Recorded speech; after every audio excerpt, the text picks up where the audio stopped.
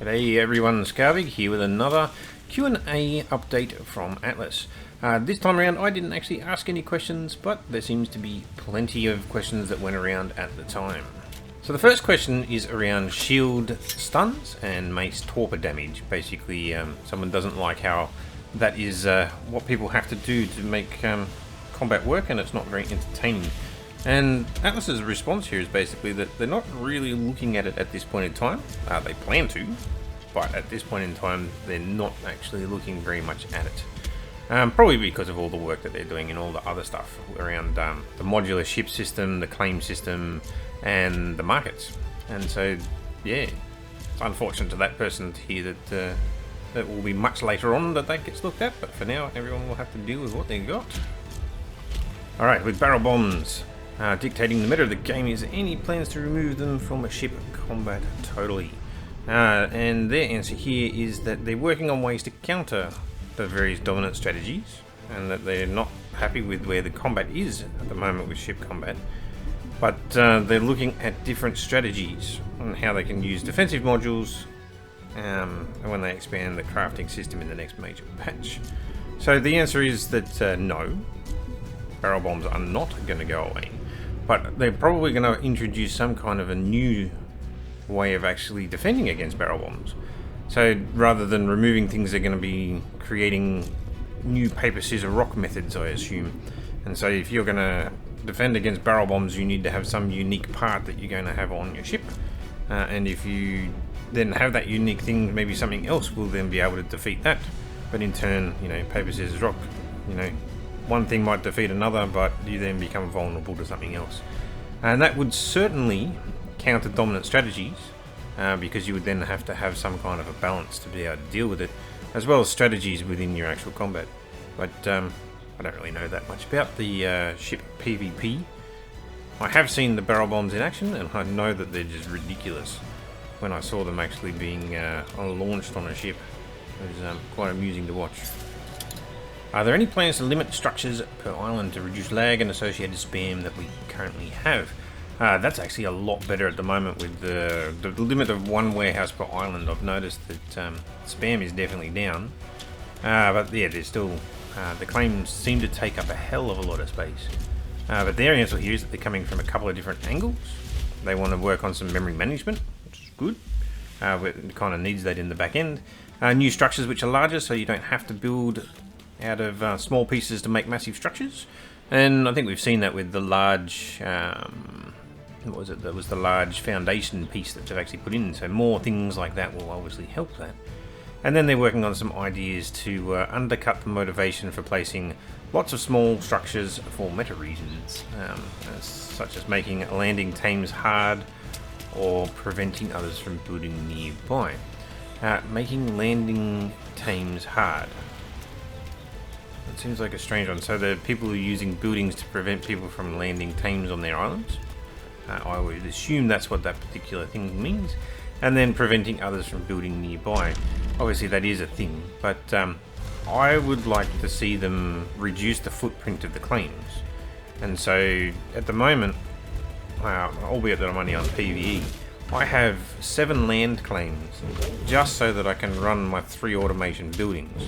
And I'm essentially running solo. I've got other people joining and helping out. I'm going to be forming some alliances with some other companies, and we just had one person join my company, which was fine, but I'm still essentially playing solo. So I have this huge swathe of land, which has virtually nothing on it, except for 3 of the automation buildings. I have a mine, I have a quarry, and I have the woodcutter. And there's nothing else within my claimed area, because I need that much claimed area just to run those buildings.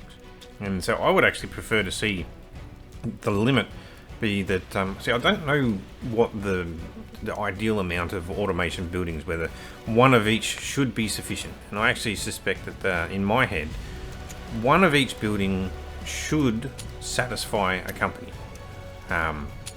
It could be 1 per company per island, essentially. And I feel that if you did that, you could then reduce the prevention radius around those buildings, and that way you would only need a couple of claims.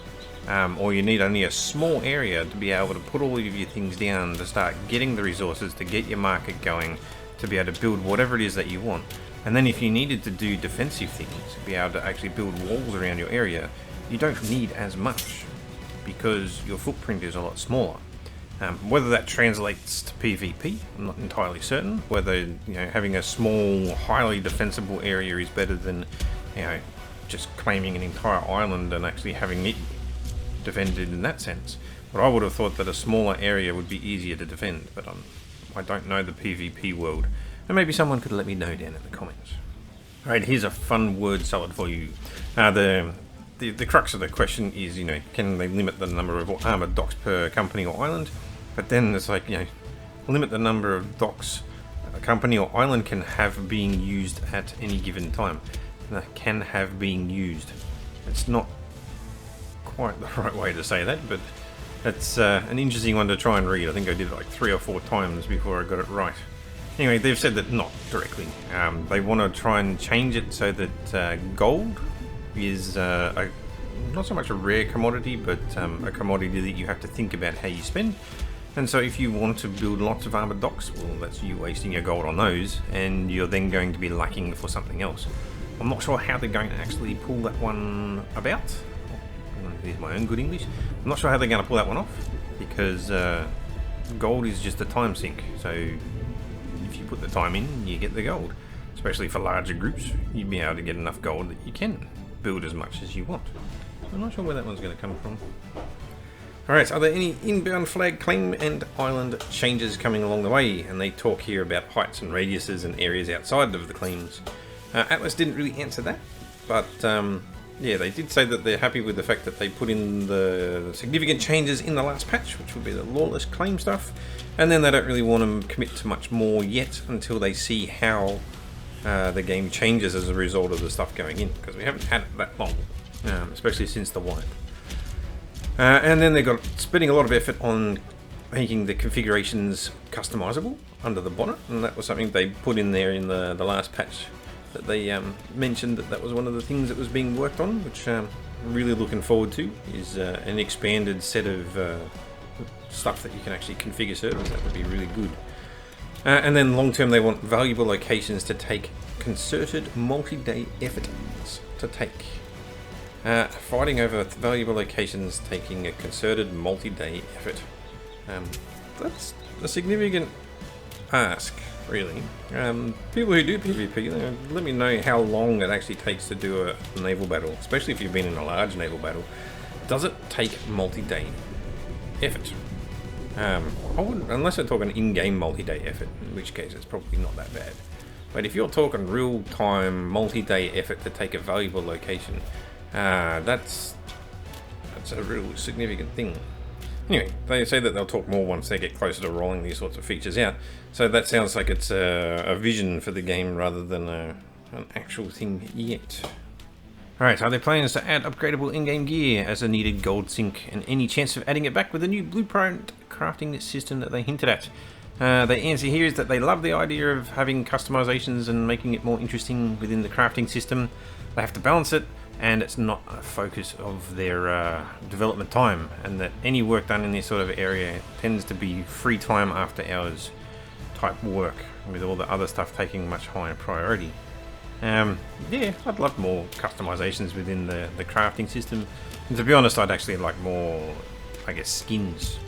Being able to change it, like at the moment we've got the 3 different building types, thatch, wood, stone.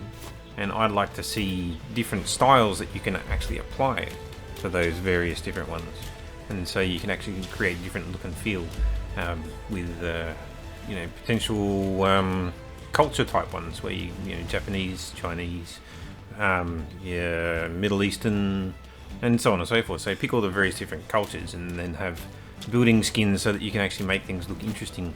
And so if you're in the desert, you might have you build your Taj Mahal style building if you really wanted to. But that sort of stuff, as they've just said here, it's not likely to come as a part of their regular work, but if someone spends their spare time, then we'll get it. Alright, the next question is, can we have a ship between a brig and a galley in size? And the answer is apparently yes, it's coming. But with the modular system, the next major patch apparently will include the core customization options, which I assume is like the walls and the cannon ports, as well as the various different, the rear and the front. I've forgotten the name of them off the top of my head at this point in time. And there were some few other things, potentially sails, although I guess we could place our own sails on there, you just change them up. But the various different things that you can actually put to build the ship itself. I guess even with the rowing banks on the ramming galley would probably be an example of a customization as well. And then they've actually said that following on from this, they're working on making the modular ships craftable at the shipyard, introducing a dozen or more ship sizes, because the benefit of the new system will be that you can make a ship completely from existing parts. And apparently it's only a couple of months away. It's months, yeah, that makes sense in my head. I mean, we were talking about this a couple of months ago, and they were talking 6 months to get a lot of this stuff out there. But if we can actually create the skeleton of the ship from modules, you then have the freedom to determine how big your ship is. Obviously, it's within the ship point system as well, so how big you make your ship will then take away probably from all the other things that you can actually put on the ship. So if you want a really, really big vessel that you can go around sailing on, but actually have no firepower or functionality, then that'll be up to you. Or you could create a very, very small vessel, which then has a lot of points that you can then put into all the features that are actually on the ship. And so it'd be interesting to see what could actually be done with that. That does lead itself towards min-maxing, but yeah, it's not a bad thing. At least from the PvE point of view, having a ship that you can customize from the ground up in terms of its size and shape sounds wonderful. Can we get an upgrade that increases the level and rewards of Ships of the Damned, allowing Ships of the Damned to be more relevant in more than 8 out of the 121 tiles of the game? Okay. I thought that was... Oh, I suppose they're probably talking about official maps. So yes, they're saying check out the latest patch. Ships of the Damned are more prevalent and in a wider variety of difficulty. I have noticed that my grid on the PvE server, I2, every time I leave, there's always a handful of Ships of the Damned, but I tend to then go sailing for quite a amount of time after I've managed to bypass them, and I don't see Ships of the Damned for quite some time. I know that from a configuration point of view, you can change your difficulty. Obviously, they're not going to change the difficulty of the official map, but yeah, I guess it makes sense to have easy and hard areas though, so having Ships of the Damned in the easier areas that are of higher level doesn't make a lot of sense. But it looks like they have done some kind of a randomization there. I haven't noticed it yet, but I've also been just base building at this point in time, so I haven't actually had a great opportunity to sail around. Next simple one for the next one: will wipes affect unofficial servers? In this case, the question was probably about the wipe that just happened. And Atlas are basically trying not to affect unofficials wherever they're possible, so they try and make their changes where a wipe isn't necessary, but, you know, it happens. Now, the next one's an interesting answer. When will crew resource silos hold something other than berries? And they say, thanks for the suggestion. It seems like an easy fix, and they like hearing these sorts of things because they fit in easily with their larger features. Yeah, I would have thought that was a no-brainer. That should have been a known thing, but I guess they have had a change of hands in terms of the development team, and potentially people just aren't thinking of these things. And so if you ever think of these small things and you're like, why don't they do this, it's probably because if it's a small minor thing that could be changed, they potentially aren't thinking about it. And so these are the sorts of things that quality of life, if you can suggest it, even if you think that it's already been suggested, you may find that the devs in this, like this particular one, they didn't know about it, and they can add them in quite easily. Because when you think about it, like an object in its inventory holding a particular type of resource should be a very, very easy thing to just pop in there.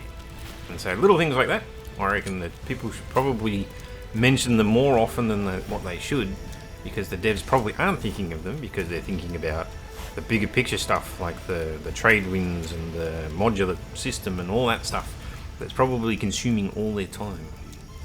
Okay, what does Atlas's long-term monetization strategy, so things like expansions and subscriptions and things like that, will it head in that direction? They say that, and rightly so, that they're focused on improving the game right now, and I feel that the question of expansions is a little bit premature, really.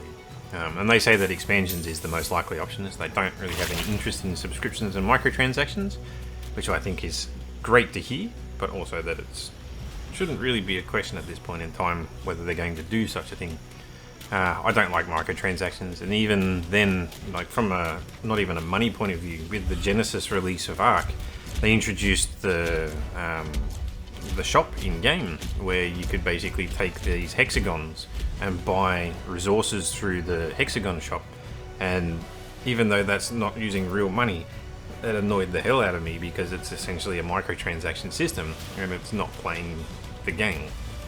And so that was just a little bit of a frustration when they introduced that. So hopefully nothing like that comes along. I mean, we've already got the market, which essentially has its place, but hopefully it doesn't end up going the way of basically a microtransaction shop as well in game. Alright, what are some of the strategies for working on long-term player retention? And the answer is simply to improve the game. And they're trying to build a game where you can basically come on with your friends and then compete against other companies in, they've already said they want it to be a grand PvP game. And they want that sort of a game that people can play for years and still have a fresh experience.